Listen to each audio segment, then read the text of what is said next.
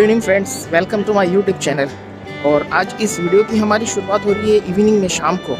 तो evening walk के लिए हम आए हुए हैं और अभी सनसेट भी हो चुका है, जैसे आप मेरे पीछे देख सकते होगे। तो एक्चुअली इवनिंग वॉक का कब से मैं सोच रहा था इवनिंग वॉक स्टार्ट करने के लिए। आज तकरीबन 1.5 साल ऊपर हो गया है कि वॉक भी बंद है, फिज़िकल एक्टिविटी भी नहीं हो रही है। तो इस वजह से थोड़ा बैक मेरा स्टिफ हो रहा था और बैक में काफ़ी प्रॉब्लम भी थोड़ा हो रहा है, पेन वगैरह हो रहा है लोअर बैक में। तो सोचा क्यों ना फिर से हम इवनिंग वॉक स्टार्ट कर ले, थोड़ा फिजिक भी हमारा फिट रहेगा। कि 2 साल से हम क्रिकेट भी खेल नहीं रहे हैं पेंडेमिक के चलते, तो इस वजह से थोड़ा फिटनेस लेवल काफ़ी लो हो चुका है। तो बस आज से फिर से शुरुआत किया हूँ ना, फिटनेस का ख्याल रखूँ, क्योंकि लोअर बैक में जैसे मैं आपको कहा काफ़ी तकलीफ़ हो रही है। मेरे कज़िन को बुलाया मैंने और थोड़ा मालिश करवाया, तो अभी जाके उठाऊँ तो और उसके साथ में ही आया हूँ। और जो मेरा कज़िन है इसलिए RDC अटेंड इन्होंने किया था 2019 में, 2019 के RDC कैडेट है दिल्ली में, जो 26 जनवरी को लाल किले में होता है।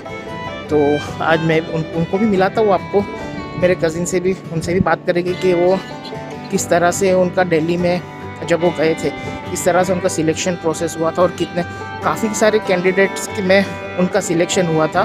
कि आप उनका फिटनेस देखो, आपको पता चलेगा किस तरह से उनका फिटनेस है।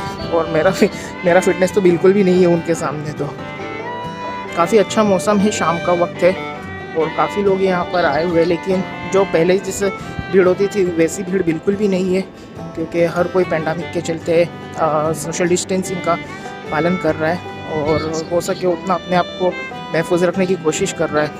तो इस वजह से आप मेरे पीछे देख सकते हो कि काफ़ी कम लोग हैं यहाँ पर, मतलब है लेकिन इतने नहीं है जैसे कि बीच पूरा भरा हुआ रहता है उस तरह से तो बिल्कुल भी नहीं है। अभी सिर्फ थोड़ा ही चला हूँ, उतने में मेरी सांस चढ़ने लग गई है, क्योंकि जैसे कि मैंने आपको कहा कि तकरीबन 1.5 साल के बाद में थोड़ा वॉक के लिए निकला हूँ। अभी जो मैं बीच के ऊपर जो चल रहा हूँ वो चिंचनी बीच है। आपको चिंचनी बीच के काफ़ी सारे वीडियोस भी यूट्यूब पर मिल जाएंगे। और अभी पेंडेमिक के चल जैसे कि मेरा अभी चैनल रेगुलर हो जाएगा, हुआ नहीं है लेकिन हो जाएगा। तो जैसे ही यहाँ पर लॉकडाउन खुलता है और जैसे ही बीच पे सब चीज़ें आना शुरू होगी, तो उस तरह से मैं पूरा एक कंप्लीट व्लॉग बनाऊँगा चिंचनी बीच का। और अभी फ़िलहाल तो मैं ही बना सकता हूँ, क्योंकि कोई चीज़ आ ही नहीं रही, कोई हॉर्स राइडिंग नहीं, कैमल राइडिंग नहीं है, बाइक राइडिंग नहीं है। जैसे ही सारे इक्विपमेंट सारे चीज़ें आने लग जाएगी तो मैं आपको एक फुल व्लॉग बनाऊँगा चिंचनी बीच का और आपको दिखाऊँगा कि बिल्कुल यहाँ पर एक पिकनिक स्पॉट है, आप यहाँ पर आ सकते हो। हाँ, एक चीज़ है, यहाँ पर चिंचनी बीच अगर आपको आना है तो आपको शाम के वक्त में ही आना होगा, क्योंकि शाम के वक्त में ही यहाँ पर काफ़ी अच्छा लगता है।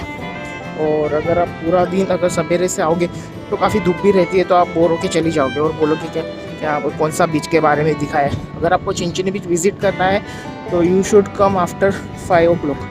ये पालघर डिस्ट्रिक्ट का एक one of the most beautiful beach में से एक बीच है।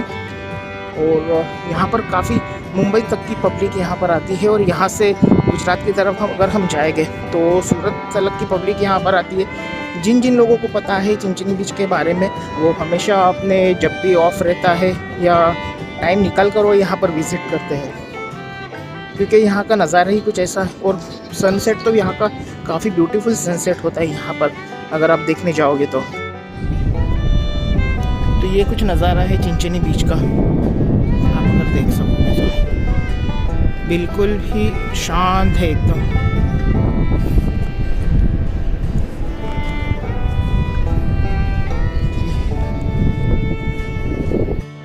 तो अभी आपको मैंने कहा कि आपको मेरे कज़िन से मिला था, RDC कैंप अटेंड करके आए हैं दिल्ली में, और उनका सिलेक्शन का प्रोसेस क्या था और कितने कैंडिडेट में से सिलेक्ट होकर गए थे वहाँ पर। तो काफ़ी टफ प्रोसेस था ये सारा, जैसा कि उन्होंने मेरे साथ में शेयर किया था। तो आज हम खुद इनके मुंह से सुनेंगे कि कैसा क्या प्रोसेस था वहाँ पर और कैसा इनका सिलेक्शन होकर वो वहाँ पर गए, कितने दिन वहाँ पर उन्होंने स्पेंड किए। तो हम सारी बात इनसे करेंगे। तो अब सीधा वेलकम करते हैं हम। हेलो। Ashkar Khan. Yeah, ये my name is Ashkar Pathan and I have attended RDC camp in Delhi, and it was a quite tough event, but I got selected in cultural event. तो मैंने 2019 में attend किया था RDC camp जो दिल्ली में होता है, और उसके बाद में फिर मतलब प्रोसेस हार्ड था, 3 महीने का सिलेक्शन प्रोसेस था। मतलब सितंबर से हम लोग उसमें इन्वॉल्व हो गए थे। उसके बाद में फिर 3-4 महीने चला सिलेक्शन। उसके बाद फिर दिसंबर तक हमको पता लग गया था कि हम सिलेक्ट हो चुके हैं। आफ्टर दैट जनवरी में कैंप स्टार्ट हुआ। 1 मंथ का प्रोसेस था पूरा। उसमें विजिट्स होती थी VIPs की, CM to PM। हमें उनके घर पे लंच करने का, डिनर करने का मौका मिला। उसके साथ में टी पार्टी होती थी और ऐसे ही एंजॉय हुआ। बहुत सारे हमारे इवेंट्स हुए, कॉम्पिटिशन्स हुए, ड्रिल, कल्चरल एंड ऑल। उसके बाद में फिर जैसे ख़त्म हुआ वैसे हमारे बहुत सारे फेलिसिटेशंस हुए और ऐसी थी जर्नी मेरी। ये आप मेरा फिटनेस देखिए, फिजिकल फिटनेस, और इनका देखिए तो आपको समझ में आ जाएगा। अभी कम हो गया है बहुत। अभी मेरे 2 साल से मैंने एक्सरसाइज ही नहीं किया बिल्कुल भी। पहले 8 पैक्स थे मेरे, अभी 2 चले गए। अच्छा, पहले 8 पैक्स थे, अभी इनके 6 चले गए, 2 ही रहे। काफ़ी अच्छा फिटनेस है, ये मजाक कर रहे हैं। काफ़ी अच्छा फिटनेस है इनका। अगर आप इनको पर्सनली सामने देखोगे तो आपको समझ में आएगा। तो सबसे पहले आप जब RDC के लिए प्रिपेयर कर रहे थे, हाँ, तो सबसे पहला आपका सिलेक्शन कहाँ पर हुआ था? सबसे पहले हमारा मुंबई में होता है CATC में कुछ 1 महीना रहना पड़ता है, 3 कैंप्स होते हैं। आफ्टर 3 कैंप्स हमारा सिलेक्शन होता है IGC में, इंटर ग्रुप कॉम्पिटिशन। उसमें 7 ग्रुप्स आते हैं महाराष्ट्र से, अलग अलग, जैसे नागपुर, अमरावती, औरंगाबाद, कोल्हापुर, पुणे, मुंबई A, मुंबई B, ऐसे सब अलग अलग ग्रुप्स होते हैं। उनके बीच में कम्पीट करके हमारा सिलेक्शन होता है। तो कितने कैंडिडेट्स वहाँ पर आए हुए थे? उसमें एक ग्रुप से कुछ 1000-1500 तक आते हैं। अच्छा, तो ऐसे कितने ग्रुप्स थे? नहीं, सॉरी, एक ग्रुप से आते हैं 100 के आसपास। अच्छा, तो ऐसे टोटल कितने ग्रुप्स थे? टोटल 700 कैडेट्स थे, टोटल 7 ग्रुप थे। और फिर कंपटीशन के बाद में आखिर तक मतलब वापस फिर IGC में बांटे। पुणे में हमारे 4 कैंप हुए थे। अच्छा, फिर 4 कैंप करने के बाद में नहीं, मैं अलग, एक तो इवेंट मेरा कैसा था, मैंने स्टार्टिंग में ट्राई किया था बेस्ट कैडेट के लिए। अच्छा, लेकिन उसके बाद उसके बाद फिर हमारे मुंबई की एक कैडेट सेलेक्ट हुए थे बेस्ट कैडेट के लिए, जो महाराष्ट्र की तरफ से रिप्रेजेंट किए दिल्ली में। तो 3 कैंप्स हुए थे मुंबई में। 10 डेज़ का एक कैंप होता है। उसके बाद IGC हुआ 10 डेज़ का, फिर 4 कैंप हुए पुणे में। उसके बाद लास्ट में हमको पता चला कि भाई आप सिलेक्टेड हो। और मैंने लास्ट तक इनको, हमारे जो ऑफिसर होते हैं कॉलेज में, सोनम सर है, अभी पहले शेला सर थे, तो उनको हमने रिपोर्ट ही नहीं किया। मतलब मेरे खुद को श्योर नहीं था, मेरे पास फ़ोन भी नहीं था रिपोर्ट करने के लिए। तो मैंने उनको रिपोर्ट किया लास्ट दिन जब मैं सिलेक्ट हुआ फाइनली, कि मैंने बोला सर मैं सिलेक्ट हो गया। और फिर खुश हो गए वो, और दौड़ते हुए गए प्रिंसिपल को, उन्होंने बताया, फिर सबको बताया, खुशखबरी। और फिर जो भी इवेंट्स हुए, मेरे बिना भी हुए, मेरे बाद भी हुए, तो बहुत सारे फेलिसिटेशंस हुए। क्योंकि ये एक बहुत बड़ी कॉलेज के लिए अचीवमेंट होती है कि अगर किसी कॉलेज का स्टूडेंट सिलेक्ट होकर दिल्ली RDC में जाता है तो ये बहुत गर्व की बात होती है उस कॉलेज के लिए। और since 29 years I was the first cadet to get selected in the RDC camp. इसके पहले बॉय साइड, क्योंकि जब फीमेल साइड की अगर बात करोगे तो मेरी क्लासमेट सिलेक्ट हुई थी उस टाइम पे।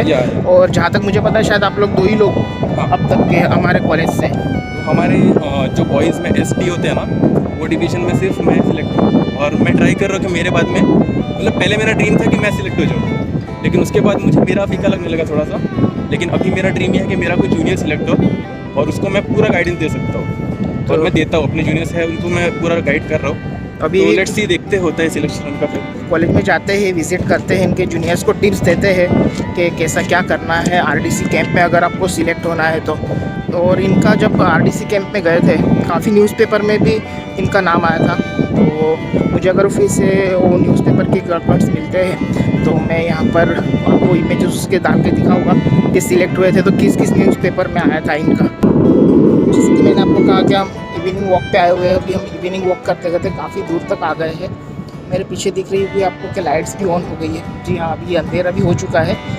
तो अभी हम यहाँ से मूव करते हैं अभी पीछे की तरफ, और इसी के साथ इस व्लॉग को यहीं पर एंड करते हैं। उम्मीद करता हूँ आपको ये व्लॉग अच्छा लगा होगा। व्लॉग अच्छा लगेगा तो आपको ज़रूर लाइक, शेयर, कमेंट करना।